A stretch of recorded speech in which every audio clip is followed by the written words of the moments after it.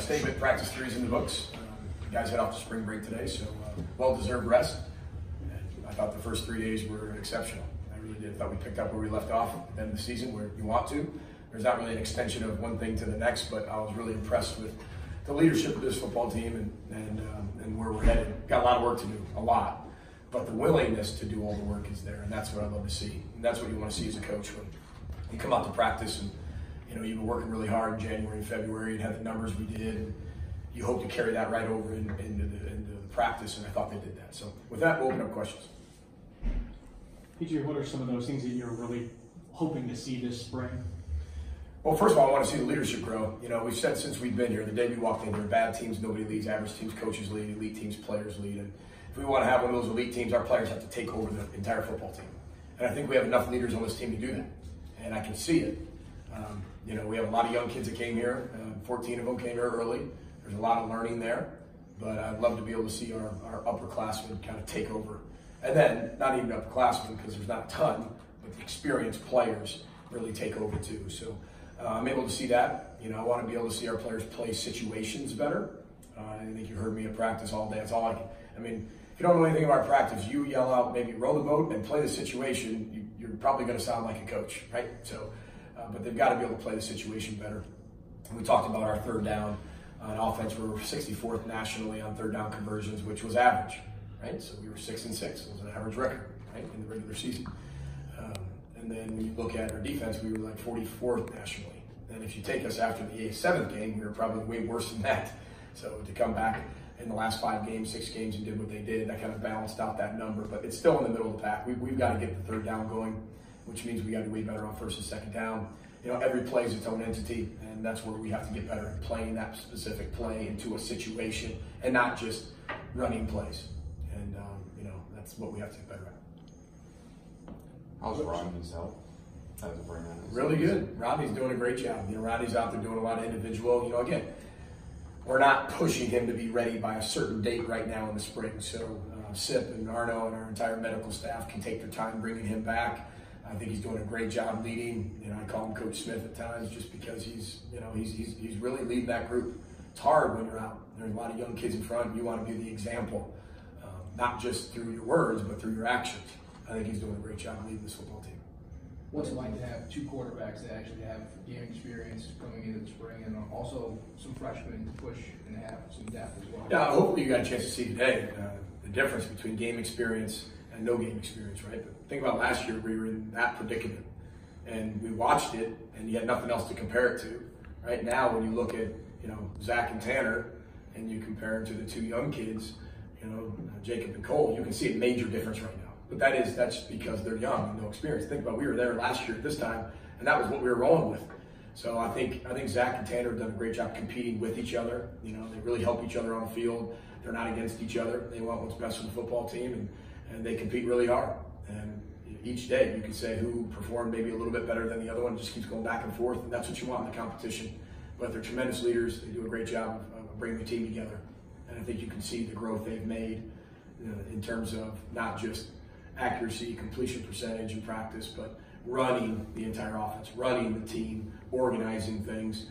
We haven't had a delay of game penalty, and that's pretty easy to get with me in practice because we move so fast, and the play clock's always on you. And they're really owning the team and running the team really well.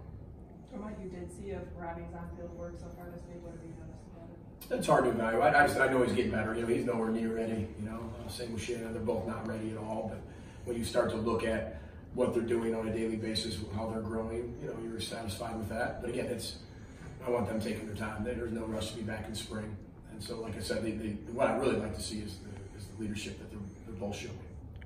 You brought in a lot of early enrollees. How do you think they're adjusting the first week of practice? Yeah, I think it was a whirlwind. I think wow. This is Big Ten football. I think it's way different. You can lift in the weight room January and February. You can go to school and you can do all those things. But when you get into Big Ten, you've come early as a true freshman or you're a transfer or anything like that, it can wake you up pretty quick. And our biggest thing is, we run a very, very positive, upbeat culture, and we define failing as growth.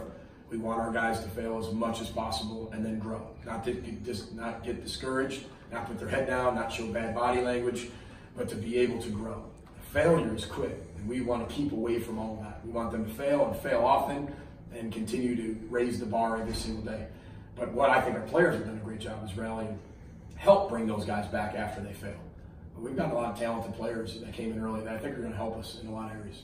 Do you think, because we're going into the third year now, do you think you're at a point where you have enough depth to where it's going to be the best player can unseat anyone, whether he was a starter last year or not? It's not a point anymore of where you just have guys to play because you just need to play because you're a young football team, right? Yeah, I mean, the major thing that I've said from day one to all of our players, and this was no disrespect and not a mean comment, but my job is to replace everybody, you know, and continue to raise the bar in recruiting every single year, right? As the talent, as we get better, the talent's got to get better, right? As we keep bringing all that in and raise the expectation of our program every single year. It's our players' job to keep their job, right? You know, when you look as a head coach, you know, I'm motivated based on somebody taking my job one day. Same thing, right? It's my job to keep my job. And same thing for the players. But I think that competitiveness with each other and understanding that, hey, you got to continue to get better every day and change your best. To keep your job, everybody's not safe. I don't want that type of environment. That doesn't mean we're out to get each other or we're sitting there saying, hey, let's just sabotage this for that. That's not what we're doing. But we're at a point now where you have enough depth where you're not saying you have to play and there's nothing I can do about it. No matter what you do, I have to play you because we have a numbers issue. You know, I'd love to not play you, but then we'd have 4 offensive linemen. You know, so now we're in a position where we can have guys, you know, that, okay, well, your playing time would be compromised, you know, and again, it's not based on fear, but we want it to be based on finding champions, developing champions, and having that championship mindset, looking at it positively instead of negatively. We're getting there. We're closer than we were last year. You know, we're as close as we've ever been, as long as I've been the head football coach, to having depth and competition.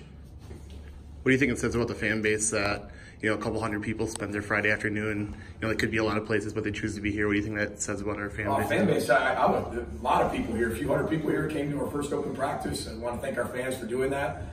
They even got in a little bit of singing happy birthday to Sid Hartman. But what we do need is a huge screen so we can watch Patino be playing basketball right now too. So I was asking, maybe we get a screen in here. We should be putting the basketball game on here at 6 o'clock, watching our boys in Chicago. And you know, that would have been a perfect world, you know, to have that going on, to combine our two sports. But it was tremendous. Our fans showed up, and I know it means so much to our players. You know, when our fans are around, it just lifts the competition a little bit more. It has that little buzz in the air, and you know, it's the Friday right before spring break. And if you've been to our practices, this was probably the best practice we had, even in the first two. And this is, I mean, they're now on spring break. So in the 14th period, they got 30 minutes until they're on spring break. That's probably what a young person's mind is continually going on, right? Everybody else on this campus is gone for spring break. And I thought they had their best practice out of the 3 today. And that's credit to our fans. And that just shows when our fans show up and we can pack TCF Bank Stadium sooner or later, then I know our team will continue to rise the level of play every time they come into our stadium. We need them. You mentioned Sid. What was it like to do that for him today on 99? Well, Sid Hartman turned 99 today. 99. And I gave a pop quiz to our team. You know, I mean, when was he born? And I asked Blaze Andrews because he's an actuary. And boom, 1920. I said, what was that before? You know, and we kind of went through all the things in American history that guy saw, the Great Depression and all the world wars. Man, you know, and he's seen all that, you know, but all the things he's done for the state of Minnesota. And I can't tell you how great he's been to our football team. And he's a member of the media, but he supports us. And, you know, he's a huge fan, but he's also a member of the media. And it's just so fun to see him just hustle and work the way he works. And he's a huge part of our state, a huge part of our university, a huge part of our football program. Huge. And so we wanted to definitely celebrate that. So give him the helmet with his logo on there and seeing him smile, you know. And the first thing he said after we went over to sing happy birthday, he's like, are you coming on the show on Sunday? You got to come on the show on Sunday. And I'm like, Sid, I'm coming on the show. It's your birthday. We're singing to you. You know, pay attention, you know, and stay focused. And but that's all he was worried about. That's all he wanted. He didn't want all the attention. He didn't want a happy birthday. But he just wanted to make sure I was coming on the show. That's the type of passion he has to go for football. And our players were very excited we could do that. We covered that in the team meeting today. And he was the focus of the team meeting. Think about that. Sid Hartman, the focus of our entire team meeting and our history lesson and what he's seen in his 99 years. And our players think they've seen a lot in 18 years. They haven't seen anything. what's your assessment of how Winfield has done so far? I think he's doing great. We're doing a great job limiting his reps. We want to be able to get him back. Anytime you come back from there, you can lift, you can run, you can condition, but playing the game of football, when you're working out January and February, it's a controlled environment. You're running here to here, and you already planned that in your head. When you get to the city, when you get to practice, it doesn't matter. You have to react. You can go all different types of directions any second. And we've been limiting his reps. But today we have our first contact drill and inside drill. He comes down from that safety position. Just pop Muhammad. And Muhammad went off the ground. And this is a thud period. This wasn't even, he didn't wrap up. He just kind of hit and then let go. And Muhammad goes, whoa. And we've missed that.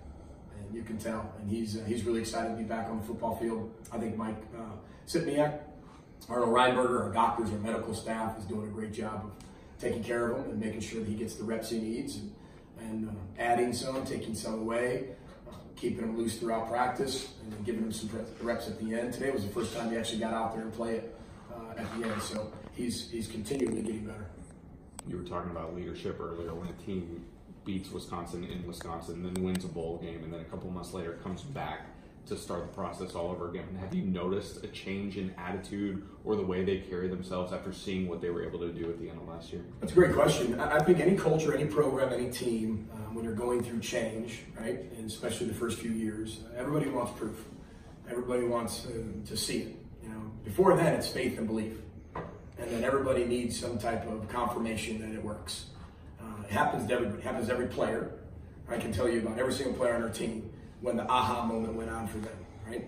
Now, as teams go through that, there's always that one game or that one play in that game or that one game that changes everything. Every team has it, or you don't. You either get to it or you don't, right? And I think we had a game last year that was like, oh, we can do this. And we did it with such a young team too. But as I told them, just because you've done something last year does not guarantee you anything as you move into this year. It gives you more hope, it gives you more expectation and more pressure, how you deal with that and how you protect that. We've used this vase as this example for the whole year, that it's fragile, right? You have this beautiful vase, but you constantly have to protect it in everything you do, academically, athletically, socially, spiritually. And you finally have this vase. We haven't had the vase the last 2 years. We've been just building it, right? And it's like the movie Ghost where they just knock it over. And that was what it looked like in year 1 and 2 until that game. When I was at Western Michigan, Ball State, year 2, I can tell you the exact game, the exact time. We're down 21 at halftime. They flip it, and then they win 7 straight. There's always that moment, but I think we've had that, but that doesn't guarantee us anything. This team has worked incredibly hard. They've embraced the pressure. Pressure is earned, right? They've embraced the expectation, but everything we do in our program now, that expectation of pressure has been magnified, right? Academically, athletically, socially, spiritually, everything. So we're working on it now in January, February, and March. So come November and December and September, October, August, October, that they will be able to be ready for that type of pressure that's upon them. If you don't prepare for it, you get there, it's just going to swarm you. But it's earned. There's a lot of people that go through life and don't have that feeling of pressure. That means you're doing something significant. And people think you should be really good. And that's a good thing. You just got to teach them how to handle it. 1 or 2 more? We're good. We can go too. It was a great year for Tyler Johnson, obviously, last year. What does he have to do to take even another step this year? Yeah, well, Tyler's growth from when we first got here through year 1 was astronomical, right? And then from year 1 to end of year 2 was astronomical. Now what you're going to start to see in his play is the small details, right? The small integral parts of the game just move up a little bit. And he's polishing his game. He was building his game the first 2 years, now he's polishing. And then I think he's become a tremendous leader of this football team. I think he's really opened up. I think his personality's shown a lot more. And I think he believes a lot just in himself. I think he believes in himself a lot more. I think he's confident in what he does. I think he's becoming confident as a leader. And that's what we need out of him. And it's rubbing off on all of our wide receivers because they're playing at a high level right now. How do you think the new coaches on your staff have been doing? Yeah, they're working. They're working. I think the new guys have been tremendous. You say Jim Panagos out there, if you see him, tons of energy flying around, cares about the kids, loves the players, loves the coach. I mean, you get him on that field, he just loves everything about it. Him and Mo just celebrated their anniversary here this past week, and just really fun to have him on the staff. And he when you can have somebody you're looking at your energy level as a head coach, and you look at that guy and say, man, I better be more energetic than that guy. And you know you have the right guy on the staff. And Joe Harrisimiak has been through the roof. Everything I expected of him. There's a reason why he was a really successful FCS head coach and took Maine to the semifinals, and you can see it. I mean, he's a wonderful teacher. Players trust him, and he's a great recruiter. Then Rod Chance, I mean, I've loved the ability to split up that secondary. I'm so glad I did that. I'm so glad that we decided to do that, even as a staff, and talk openly about what we had to be able to do. And I think Rod's doing a great job with his room. I think our corners can get way more specific, and I think that's an area we have to improve as a secondary. And I think we're way ahead of where we were from practice one, and that's coaching, that's development, that's trust.